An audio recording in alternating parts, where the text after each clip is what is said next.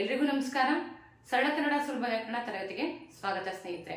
ಇವತ್ತಿನ ತರಗತಿಯಲ್ಲಿ ನಾವು ಎರಡು ವಾಕ್ಯಗಳ ಜೊತೆಗೆ ಪ್ರಾರಂಭ ಮಾಡೋಣ. ಗೊಣಗಿದರೆ ಗುರಿ ತಲುಪುವುದಿಲ್ಲ. ಗೊಣಗಿದರೆ ಗುರಿ ತಲುಪುವುದಿಲ್ಲ. ನಂಬಿಕೆ ಇಟ್ಟು ಓದದಿದ್ದರೆ ನೆನಪಿಗೆ ಬರುವುದಿಲ್ಲ.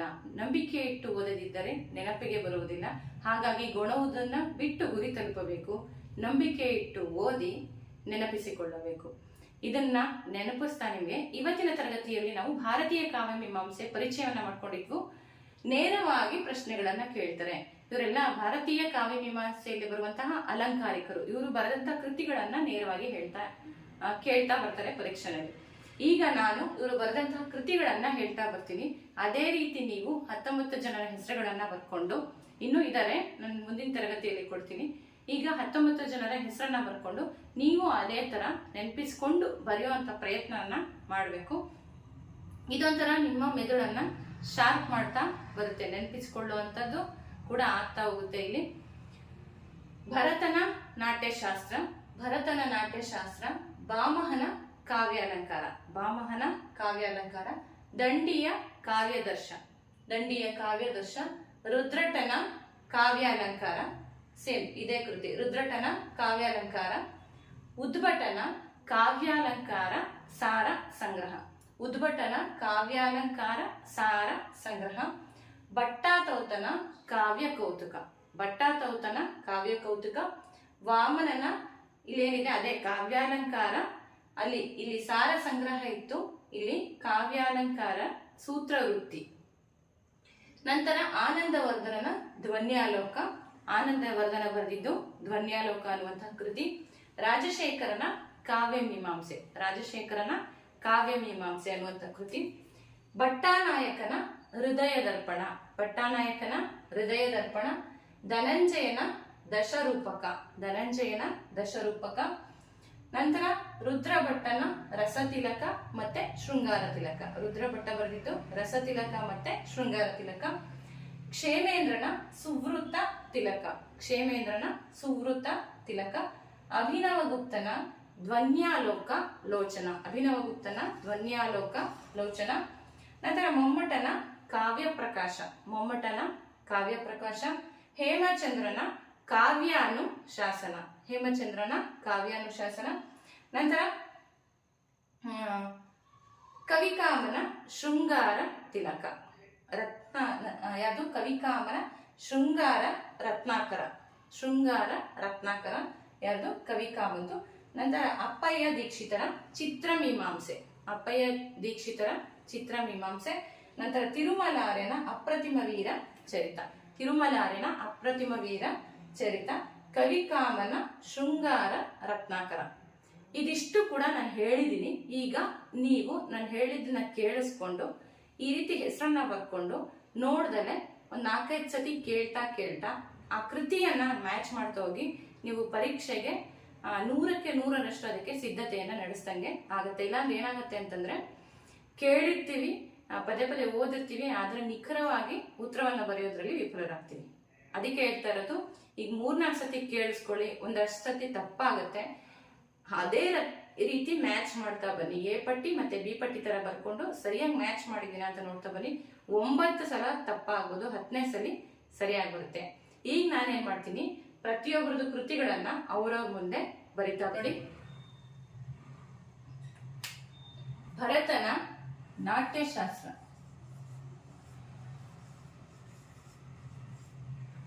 ಭರತ ಮೊದಲ ಅಲಂಕಾರಿಕ, ಇದು ಅಲಂಕಾರದಲ್ಲಿ ಮೊದಲ ಕೃತಿ ನಾಟ್ಯಶಾಸ್ತ್ರ. ಭಾಮಹನ ಕಾವ್ಯಾಲಂಕಾರ, ದಂಡಿಯ ಕಾವ್ಯದರ್ಶ, ರುದ್ರಟನ ಕಾವ್ಯಾಲಂಕಾರ,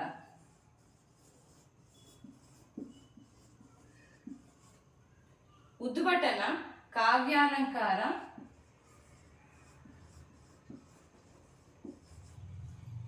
ಸಾರ ಸಂಗ್ರಹ, ಭಟ್ಟಾತೌತನ ಕಾವ್ಯ ಕೌತುಕ,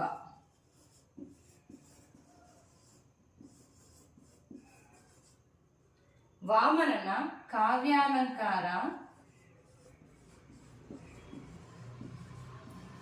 ಸೂತ್ರ ವೃತ್ತಿ. ಆನಂದವರ್ಧನನ ಧ್ವನ್ಯಾಲೋಕ.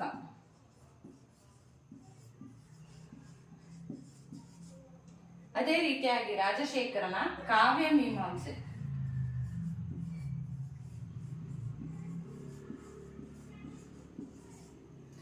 ಈ ಕಾವ್ಯ ಮೀಮಾಂಸೆ ಅನ್ನುವಂತಹ ಪದವನ್ನ ಯಾರು ಬಳಸಿದ್ದು ಅಂತ ಕೇಳ್ತಾರೆ.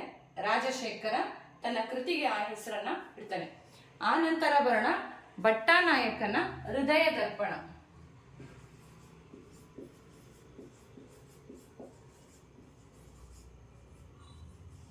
ಧನಂಜಯನ ದಶರೂಪಕ. ರುದ್ರಭಟ್ಟನ ರಸತಿಲಕ ಜೊತೆಗೆ ಶೃಂಗಾರ ತಿಲಕ. ಕ್ಷೇಮೇಂದ್ರನ ಸುವೃತ್ತ ತಿಲಕ.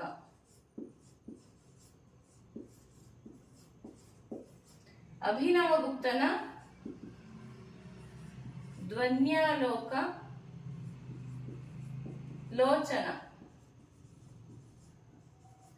ಮಮ್ಮಟನ ಕಾವ್ಯ ಪ್ರಕಾಶ.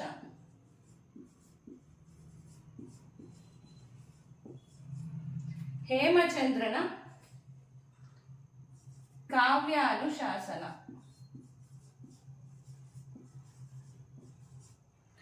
ಕವಿಕಾಮನ ಶೃಂಗಾರ ರತ್ನಾಕರ.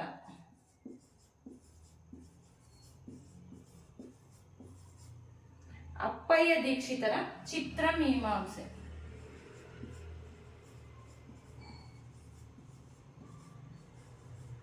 ಇನ್ನು ತಿರುಮಲಾರ್ಯನ ಯಾವುದೋ ಒಂದು ಕೃತಿ ಹೆಸರು ಹೇಳಿದೆ, ಯಾವುದು ಅನ್ನೋದನ್ನ ಕಮೆಂಟ್ ಮಾಡಿ ತಿಳಿಸಿ. ಈಗ ನೀವು ಒಟ್ಟಾರೆ ಎ ಪಟ್ಟಿ ಬಿ ಪಟ್ಟಿ ಬರ್ದಿದ್ದೀರಲ್ಲ, ಅದು ಸರಿಯಾಗಿ ಮ್ಯಾಚ್ ಮಾಡಿದ್ದೀರಾ ಅಂತ ನೋಡ್ಕೊಳ್ಳಿ. ಎಷ್ಟು ಅಂಕಗಳು ಬಂದಿದೆ ಅಂತ ನೀವೇನೆ ನೋಡ್ಕೊಳ್ಳಿ. ನಿಮ್ಮ ಮೆಮೊರಿ ಟೆಸ್ಟ್ಗೆ ಎಷ್ಟು ಅಂಕ ಬಂದಿದೆ ಅಂತ. ಈ ರೀತಿಯಾಗಿ ಸ್ನೇಹಿತರೆ ನಾವೇ ನೆನ್ಪಿಟ್ಕೊಳ್ಳೋಂಥ ಪ್ರಯತ್ನ ಮಾಡಬೇಕು. ತುಂಬಾ ಹೆಚ್ಚಿನಾಗಿ ನೆನ್ಪಿಟ್ಕೊಳ್ಳೋದೇ ಇಲ್ಲಿ ತುಂಬಾ ಮುಖ್ಯ. ಯಾಕೆಂದ್ರೆ ಇದೊಂಥರ ನಮ್ಮ ಪ್ರತಿಭೆ ಪರೀಕ್ಷೆನ ಅಥವಾ ನೆನಪಿನ ಶಕ್ತಿ ಪರೀಕ್ಷೆನ ಅಂತ ಕೂಡ ಒಂದೊಂದ್ಸತಿ ಅನ್ನಿಸ್ಬಿಡುತ್ತೆ. ಅಷ್ಟ ನೆನ್ಪಿಟ್ಕೊಳ್ಳೋದಿರುತ್ತೆ. ಹಾಗಾಗಿ ನಿಮ್ಮ ಮೆಮೊರಿನ್ ಕೂಡ ಜಾಸ್ತಿ ಮಾಡ್ತಾ ಬನ್ನಿ. ಆಗಿಂದಾಗೆ ಈ ತರದ ಸಣ್ಣ ಸಣ್ಣ ಒಂದು ಚಿಕ್ಕ ಚಿಕ್ಕ ಎಕ್ಸಾಮ್ ಅನ್ನ ಅಟೆಂಡ್ ಮಾಡ್ತಾ ಬನ್ನಿ ಮೆಮೊರಿದು. ಇದಿಷ್ಟನ್ನ ಹೇಳ್ತಾ ಮುಂದುವರೆದ ಭಾಗದಲ್ಲಿ ಇವರು ಕೊಟ್ಟಂತಹ ವ್ಯಾಖ್ಯೆಗಳನ್ನ ನೋಡ್ತಾ ಬರೋಣ. ಅದರ ಜೊತೆಗೆ ಹಳೆಯ ಪ್ರಶ್ನೆ ಪತ್ರಿಕೆಯನ್ನು ಓದ್ತಾ ಬನ್ನಿ, ಹೊಸ ಪ್ರಶ್ನೆಗಳನ್ನು ಕೂಡ ಬಿಡಿಸ್ತಾ ಬನ್ನಿ. ಮುಂದಿನ ವಿಡಿಯೋ ಜೊತೆಗೆ ಭೇಟಿ ಆಗ್ತೀನಿ. ಅಲ್ಲಿವರೆಗೂ ಕೂಡ ವಂದನೆಯೊಂದಿಗೆ ಲಕ್ಷ್ಮೀ ಅಭಿರಾಮ್.